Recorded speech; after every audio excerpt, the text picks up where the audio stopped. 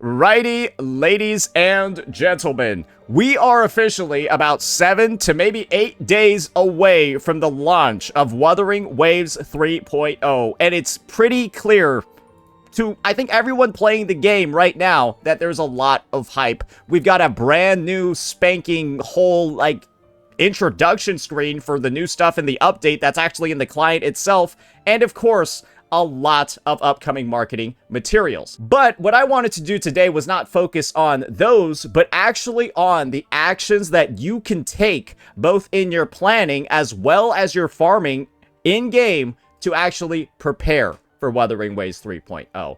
And so I basically got a set of like 5 to 6, maybe 7 different tips, depending on how you want to number them, to optimize your pathway to Lahairoi. So with that ready to go, let's go ahead and get right on into it. So the very first tip that I have for players, no matter who you are, is to simply be aware of what you have coming up in version 3.0. And what I mean by that is, of course, looking at all of the banners that are going to be available.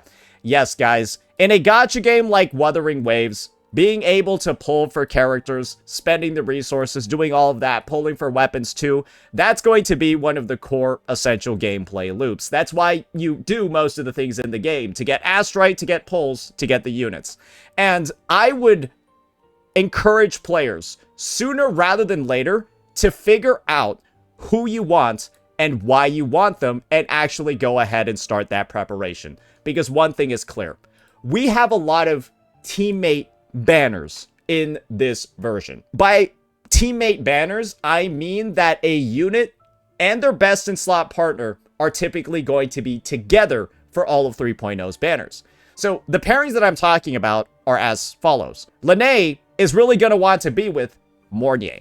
And the reason why they're really going to want to be with each other is pretty damn simple. Because they're going to have unique tune mechanics that essentially only they'll be able to access. And a part of these tune break mechanics is the fact that if there are more tune break eligible characters together on a team, they actually amplify how strong their tune break effects are. And so the idea is that, well, you want Lene to actually be on Mornier's team, and you want Mornier to be on Lene's team in order to gain access to all of those special mechanics and make them work together. It is a bit tailored, and unfortunately what that means is that if you want the highest performance out of Lene, you're going to need Mornier. And the chances are, if you're pulling in that schedule, you're not going to be able to pull on the other Phase 1 banners, and you're probably not going to be able to pull on the other Phase 2 banners unless you're willing to spend a lot of extra money. Other pairings that are going to exist on this banner schedule are going to be, of course, Cartithia with Chacona. That's a pairing that's also really integral to each other's success. Because what does Cartithia do? Cartithia wants to consume arrow erosion stacks. Because what she does is she instantly triggers one instance, reduces the total stack count, and she also gains massive damage buffs on her second cast of her liberation, amplification, 20% for each stack it removes. So you want a lot of stacks on the enemies. And guess what Chacona does? Chacona applies like 25 stacks of arrow erosion in one rotation of her kit. The max stack cap is much lower than that. And so if she doesn't have Cartithia to consume her stacks for her, a lot of these are just wasted. That's 20 stacks over here that will just get wasted and not actually deal their damage. You can see how these characters play off of each other. And that's what I mean by a pairing. Cartithia without Chacona feels a lot weaker. Chacona without Cartithia, not as much of a problem because Chacona has other teams. Cartithia kind of really doesn't. So that's one of the caveats over there. And our last duo over here is probably going to be one of the stronger ones, and actually my recommendation for players that want guaranteed success. You've got Augusta and Yuno. And one thing that I'll say is that both of these characters are extremely strong. Both of these characters can lead their own teams. But when you combine these two characters together, they're extremely disgusting. And the reason for that is simple. Yuno has a buff in her kit called the Blessing of the One Light. When you gain a shield while this blessing is available to your character, you gain 4% all damage amp. It goes up to 10 stacks, so 40%. However, you need to obtain a shield to build up this effect. Yuno can build it up herself, so she gains access to her own amp. But Augusta is the only DPS character in the game that can also build up her own shield like that. And so the end result is that Augusta gains all that extra amp when she's with Yuno, but Augusta doesn't actually need to even be on Yuno's team to fully clear and murder content in the game. She can just do it without her. Yuno can also be her own DPS on her own teams, but you can also pair them together to get a Giga performing team too. So they're both extremely free-to-play friendly, but you can also make an incredible premium team by combining the two of them together. I would say the safest bets are these two because of the reasons I've described. You know that they're going to have an incredible level of performance without each other. You already know that these characters' performance without each other can be a little bit lacking. And these two, we don't know what their performance is without each other. So this one could be like a, you know, kind of like one of those like underdogs that comes out of nowhere and they're both actually amazing without any other teammates. But you'll never know, right? Until they actually release. And so my final tip when it comes to knowing about 3.0's banners, patience to actually see how the characters perform. And then after seeing the results, deciding how to allocate your pulls. That's always a great option too.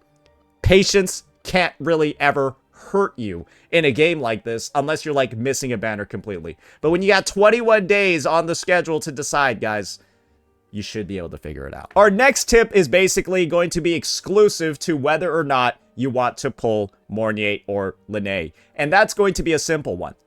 Read their character sheets and actually figure out what's in here. Because there are some discoveries that you'll make that can really fuck you over if you've already pre-farmed. You cannot pre-farm anything for these units except for one thing. Their weekly boss mats. That's it. You cannot pre-farm anything else. Linné will be using the Dreamless boss mats, right? She'll be using the boss mats that you get from one of the very first weekly challenges available in the game. It's like the third one you unlock. It's in 1.0. Nobody should be having troubles accessing this boss. I think you even get early access too. However, do keep in mind, you only got 3 of them a week. So you want to start farming last week if you wanted Linné. However, there could be a chance that you could just use your supply packs too. So that's something to keep in mind because some individuals, they might still have a couple of these left over. I've got like 4. It is what it is. On the other hand, Mornier is going to be using Hikate's boss mats. And that's pretty much it. But for everything else, guys, do be aware. Skill upgrade materials. We're all used to farming in the forgery challenges, right? Shit like this. The skill upgrade materials are actually changing. They're changing when we get to Lahai Roy, and they're going to be different. So all the ones that you use for 2.x units, they're not going to be usable anymore. However, chances are we will be able to do some synthesis and actually convert. And unfortunately, you do get a bit of a 2-to-1 ratio when you do decide to do that. But if you do have an excess number available, that is something that you can do. And yeah, I'm just hoping that this is available for all the 2.x stuff. And if it is, I'm pretty sure nobody's really going to have too much of an issue. However, if you haven't pre-farmed yet and you don't have anything to convert, well, you probably already know what my next suggestion is going to be. Save up your gold solvents, ladies and gentlemen. I'm personally good to go. I'm all stocked for 3.0. I'm not going to have issues farming anything. But if you're somebody that doesn't have these available, I would suggest start saving. And if you're thinking about spending them before watching this video, you're planning on doing it this week, maybe think about saving them.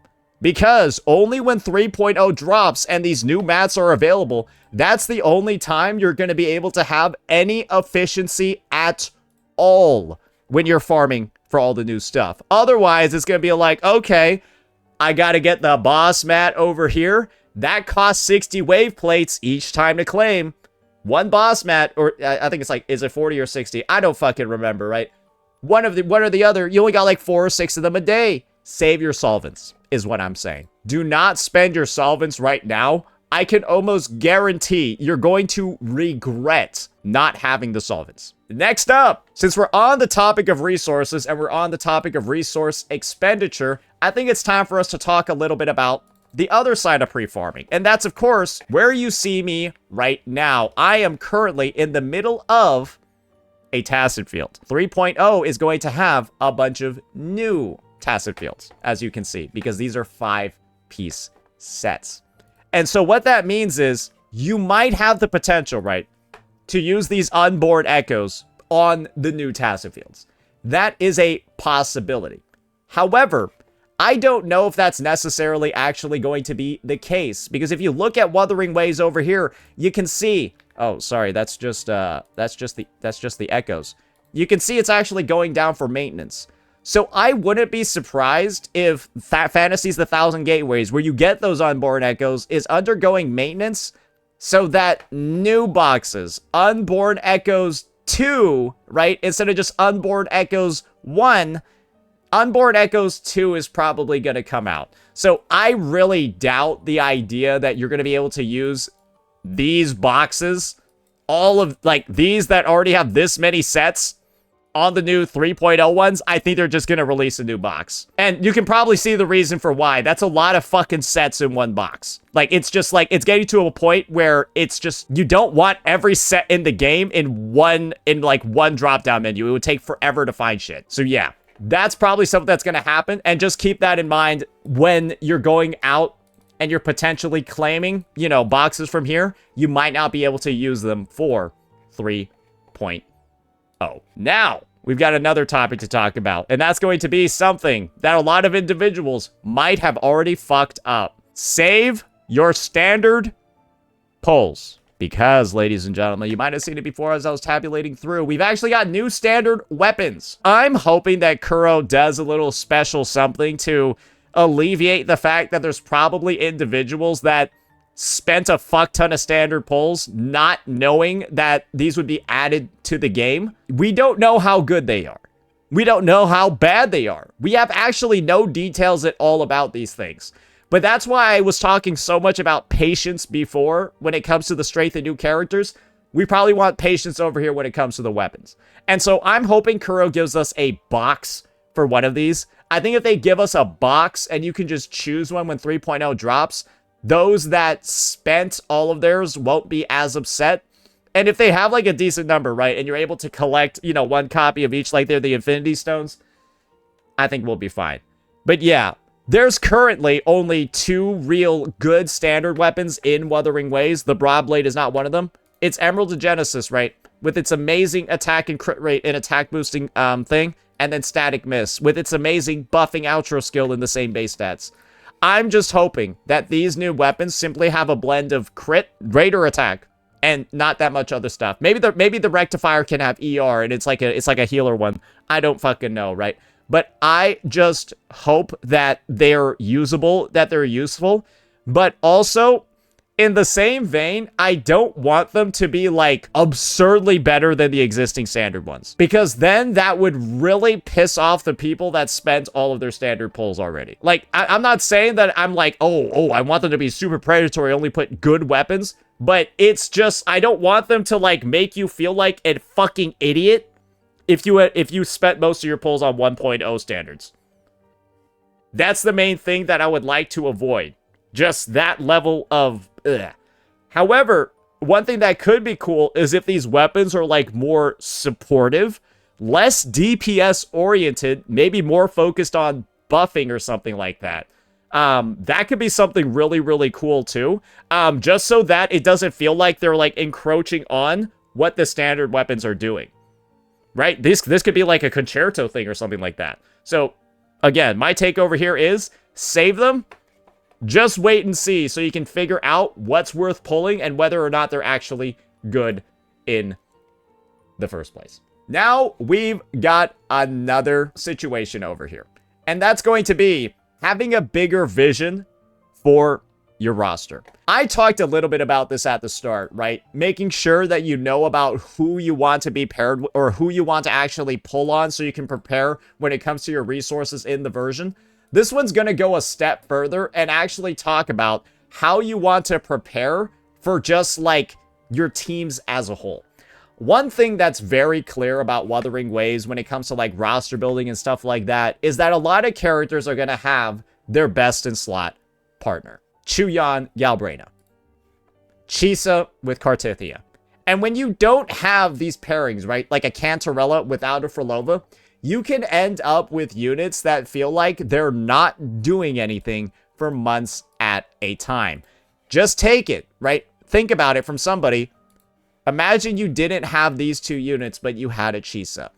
What are you doing with her? One thing we've begun to recognize about some of Wuthering Waves' kit development over the past couple of versions, one thing that's really clear is that these characters are going to have some reliance on other specific members of the roster. One specific example of that I'll really hone in on is simply the new off-tune mechanic that we're going to be having in the game. And if you're not familiar with how off-tune works, essentially, off-tune is just going to be like that gauge meter that you build up, and then once it's filled, you'll be able to do that special attack, deal some extra damage.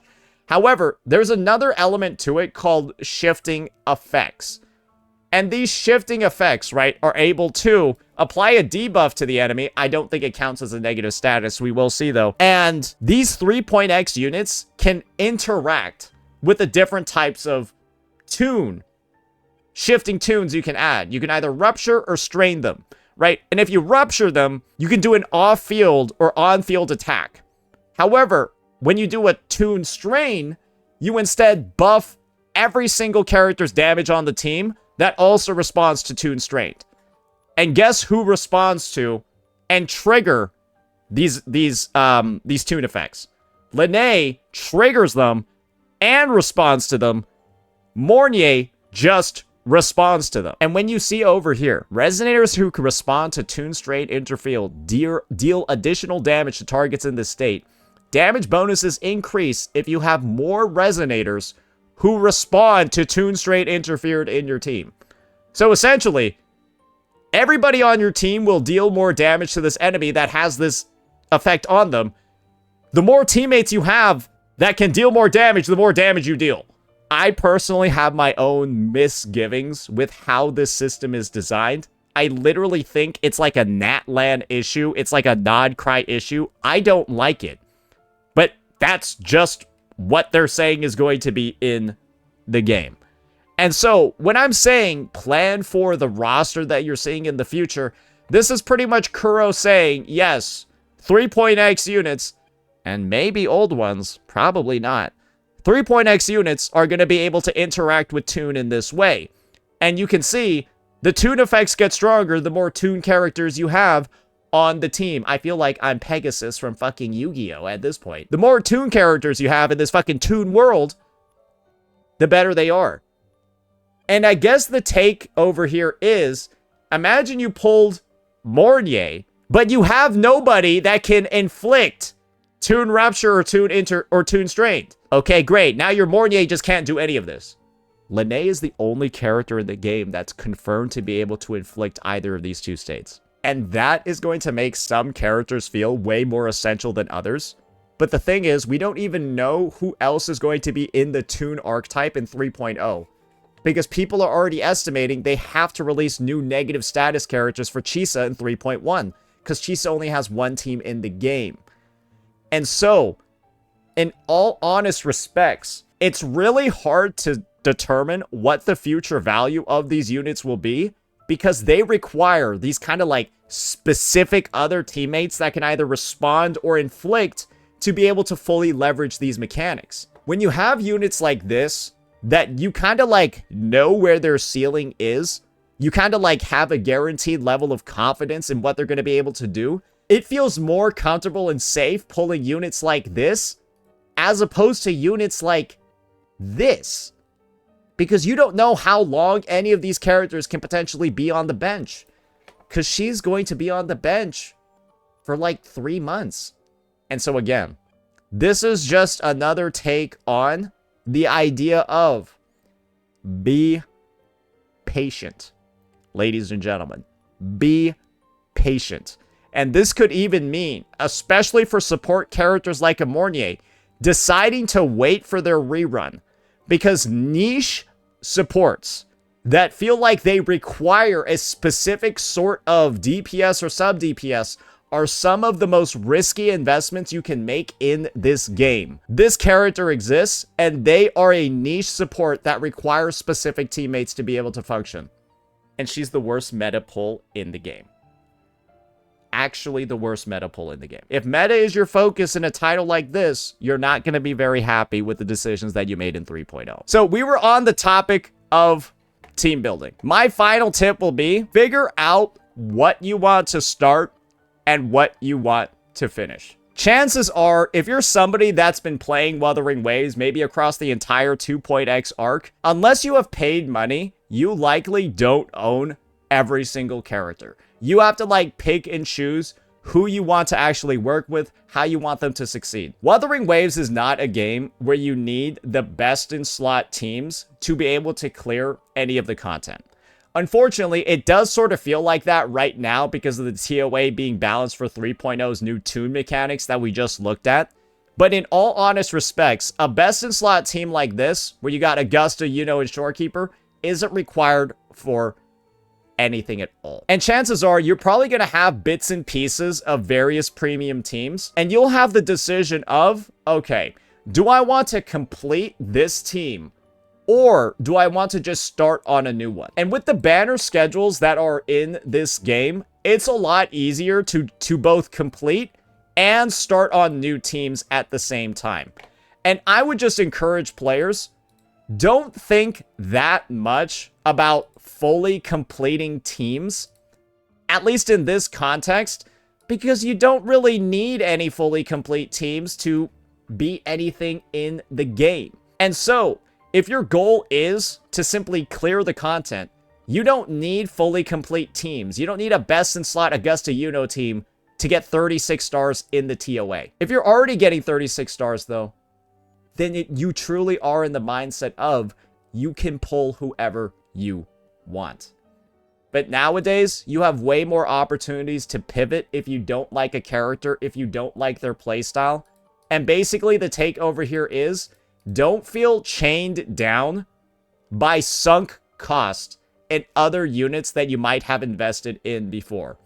Yes, pulling the Chacona for your Cartithia is probably the right thing to do if your Cartithia has not had Chacona this entire time, right? I'm not going to go ahead and tell you not to do that. However, if you already feel like you have an Augusta and you love the way that she works with the Mortifi, do you need to pull Yuno just to make your Augusta clear 10 seconds faster when she's already easily clearing all the content already? Probably not. And so you can maybe just decide to invest in a Lene and start building out the Toon archetype and just try that out instead. Banners and characters are rerunning so frequently in Wuthering Waves, specifically for the 2.x units, that I wouldn't feel too remiss at all from missing any of these, except maybe Cartithia's banner, because she's a Sentinel Resonator, and they don't rerun as often. So maybe this is the only one that's a little bit risky. But for everyone else, just step back when it comes to the FOMO. Recognize what your account actually needs from a meta perspective, and realize that, yeah, going wider is a lot easier in a game like this, because this isn't an HSR, this isn't a ZZZ, this isn't a Genshin. You don't need the best in slot lineups and weapons to clear. You just don't. And that is a very powerful tool for anybody that's actually trying to maximize their fun in a game like this, because that's the point. Those are going to be our tips for Wuthering Waves 3.0 and how to prep. I know a lot of them are actually focused on your account. They're focused on like resources, character building, all of that. But that's pretty much all you can do at this point, because you can't pre-farm for shit. I would dare say, like, if you just have like leftover wave plates that you don't know what to do with your leftover wave plates, I'm gonna be honest, go farm shell credits, go farm like EXP or something if you want like the maximum efficiency, because one thing you know for certain is that you will always run out of these. There aren't enough events in the game to fully sustain you. You'll run out of these, and you'll also run out of the shell credits. So go for those. And I guess, yeah, also farm for tuners. Oh, wait, last thing. Major one, actually. Databank. You're going up to level 30 in 3.0. That means there's a lot of new echoes to collect. And one thing that I figured out from Tacit Fields and Sonata sets is that you can kind of just go do a Tacit Field whenever you want. And I'm pretty sure you'll just get every echo. So make sure, and I think the main thing is, you want to make sure that you unlock all the echoes that can drop from a Tacit Field first before you do it. Because I think if you do a Tacit Field, right, and you don't have the echo, you'll get like a green version and then golds afterwards. I think that's what happened the last time I did a new Tacit Field. I ended up getting like a fucking green version. And I was like, wait, this is some dog shit. This is unusable. It only goes up to plus 10. So try to collect a gold version first and then go from there. Or maybe it's the first time clear. Whatever the system is, it's always a little bit wonky, but just remember, you want to prep to actually level this up because there are some significant rewards over here, and they'll also have some better claim results as well. So just don't forget about this because it doesn't get updated very often. It's usually only like twice a version that the database gets updated. So just keep that one in mind. That is going to be all of our tips for preparation for 3.0. Hopefully, they were helpful, and hopefully, especially for the stuff like pre-farming, you haven't wasted too many resources yet. Maybe we should have uploaded this one sooner, but it is what it is. Let me know what you all thought. Peace out.